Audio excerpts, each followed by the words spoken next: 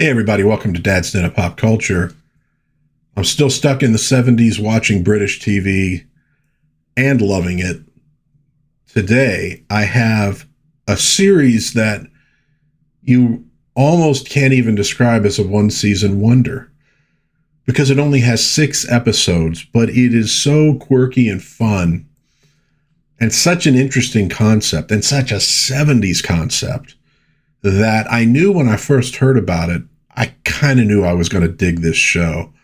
It's a little weird. It's maybe a lighter toned Moonlighting. It has some definite things in common with Tucker's Witch, which I reviewed a while back. It's from Thames, and the series is called Zodiac. When I say that this is as about as 70s a concept as you're going to get, it's a mystery, a man and a woman solving crimes, and the woman is an astrologer, and she uses astrology in the solving of the crimes. It doesn't always solve the crime for them. It's not like she does her little thing and go, the killer is, Bob Smith, but it gives them ideas of who it might be and who it might not be. And of course, the fella who's with her, an actual, detective on the police force, is a little bit not so sure about this. So we're going to look at a few scenes from the first episode, but we're not going to go through the entire thing, because if I do, I'm going to spoil it. And there are only 6 episodes to watch. They're about an hour long, where they would fit into an hour-long time slot. You could easily binge these in a day. But they did such a great job with this thing. And everything in it is just right for what it is. So it stars Anouska Hempel as Esther Jones. She is an astrologer, not only with a clientele, but also writing a column in the papers. Anton Rodgers plays Detective David Gradley. There's a detective inspector, David Gradley, who's a bit of a skeptic and a bit of a card, kind of funny, but not like, acting goofy. We're not in Jerry Lewis territory here. So we open in this very cool apartment. Now, the Zodiac is from 1974. So this is a very posh apartment and a very high-tech apartment for 1974. In fact, it has features that you would actually probably only now really be getting commonly used by people. A man enters a little bit nervous. He's there for some kind of a meeting. He is informed via this radio whatever by his host that it's going to be a while. Make yourself at home. Just make yourself at home, and I'll get there when I can get there. Pours a drink. He wanders into the bathroom and decides to draw a bath. He's going to have a bath while he's waiting for this guy to show up. At one point, there is a knock on the door, or maybe it was a doorbell. I can't remember now. Looks through the little peephole and sees this woman, and she's going to be, of course, very important to our show and to our series, because that's Anouska Hempel. Does not let her in, and he seems rather worried to see her. Is she dangerous? He goes back while, the bath is running, sits down to have another drink, and he starts to pass out, and he drops the glass from his hand. And so what we're going to find the next day, and there's a shot of Anouska Hempel looking just very 70s glamorous in her very cool apartment. But in Death of a Crab, what we're going to find is that the next morning, his body is found dead in the bath by the cleaning lady. And this will bring in Anton Rodgers as David Gradley to investigate the case. And these are proper mysteries. They're searching clues. They're talking to suspects. I like the fact that the astrology does not overtake the entire show. And it isn't sort of the magic bullet for how they solve the case every time, it's used as an aid, very much from a time period where people were starting to, be very convinced that there was something very legitimate to these things. It was time for the police. It was time for governments to start using this as a tool for getting things done, but still skeptics. And he's one of them. And so in questioning the, butler about what's going on, he gets some more details. And I'm mostly showing these because the set design, the interior design is really awesome. It's just so friggin' 70s. And it's stuff that I can remember at a time when I was a kid back then of like not really liking. And now I look at it and I'm like, oh, I'd love to just walk around that room and look at things. So he ends up tracking down this woman, Esther Jones, because I think, if I remember correctly, she's the ex-wife of the man who was killed, and sort of interrupts her. She was taking a bath. And this is the introduction of these two characters. The two actors have a great rapport. It's fun. It's a little bit of banter. It's a little back and forth. They don't necessarily like each other right away. They grow on each other as the series goes. And had they gotten maybe another 6 episodes, maybe you could have seen a little bit of a relationship starting. There's ample room out there. Anybody who wants to write Zodiac fanfic, it's about, what are we talking about now?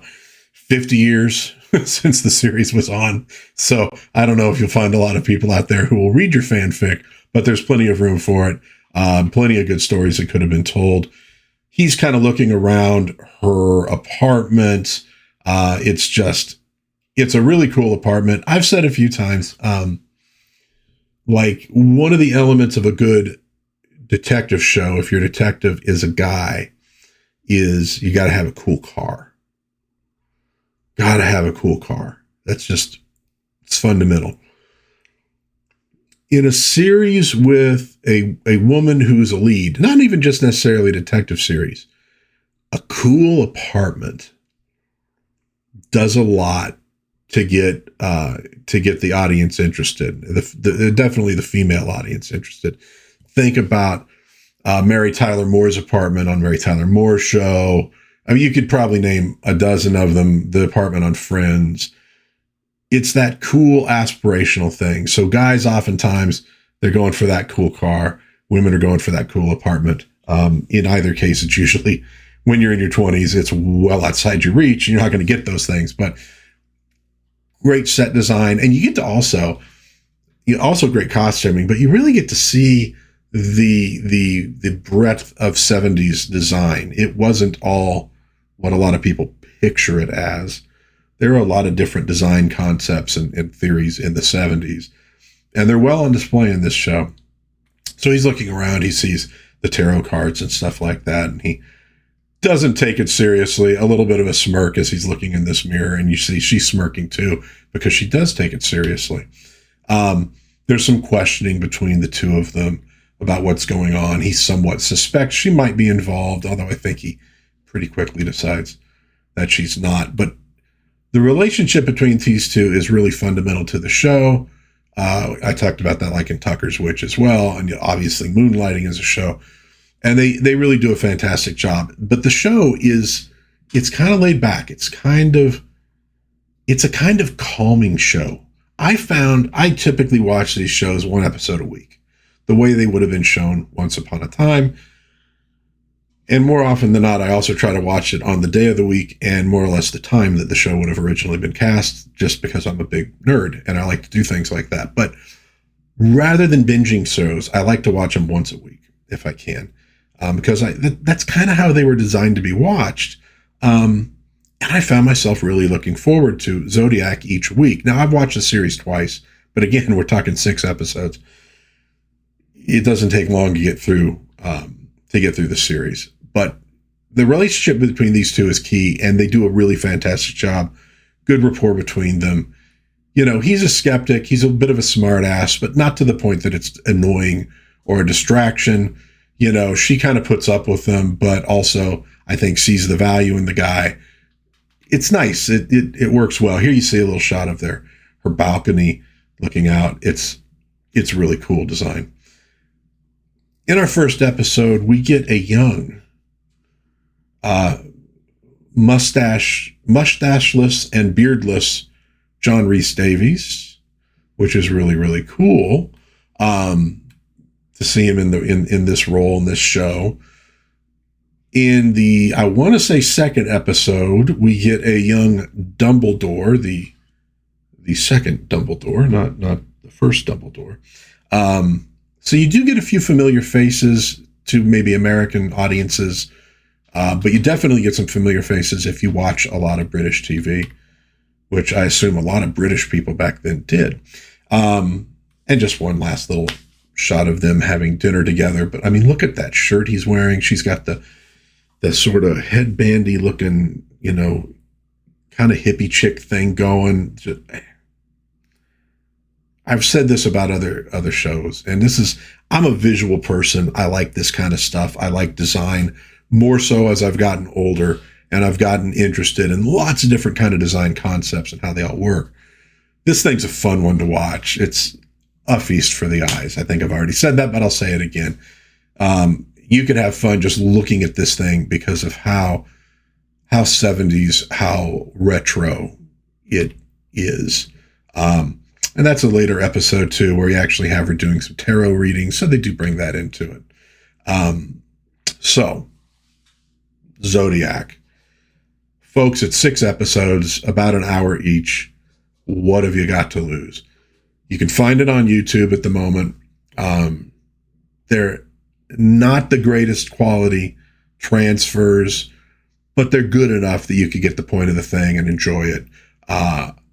I give it a thumbs up. I give it a recommendation. Especially the mysteries are decent. They're solid. They're fun to watch. So British detective shows, very popular to this day, have been popular for a very long time. And this is a decent little British detective show with the gimmick of astrology tagged onto it. 2 very engaging characters, fun characters to hang out with for an hour. It's definitely got that sort of, I don't know, get a cup of tea, sit back, and just kind of enjoy it. It's not a raucous, action-packed sort of thing. There's no car chases. There's no fist fights. It's, what do they call it? Like a drawing room sort of mystery, I think maybe is the term. It's that sort of thing with some really dastardly villains as well, doing very dastardly things. But I highly suggest you take a look at it. It's a fun little show, and it really doesn't take much time out of your life to watch it. Zodiac, 1974, Anouska, Hempel, Anton, Rodgers.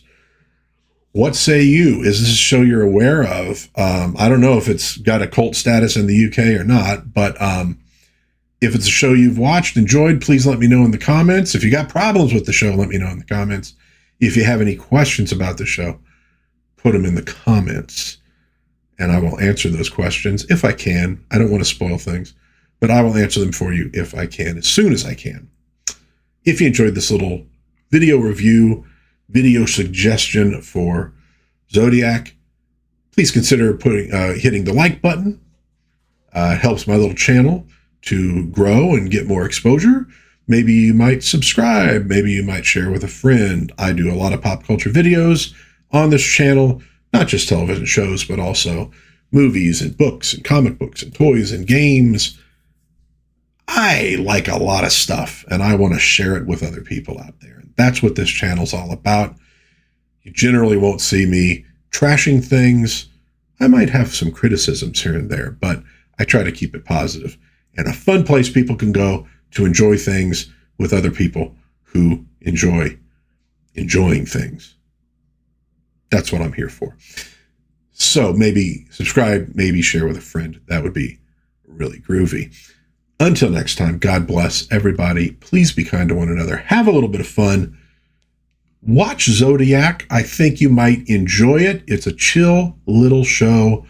You can relax to it, enjoy a little mystery, a little banter between 2 cool characters, and a lot of really cool 70s design. And hopefully I'll see you again soon. Dad's in pop culture. Bye-bye.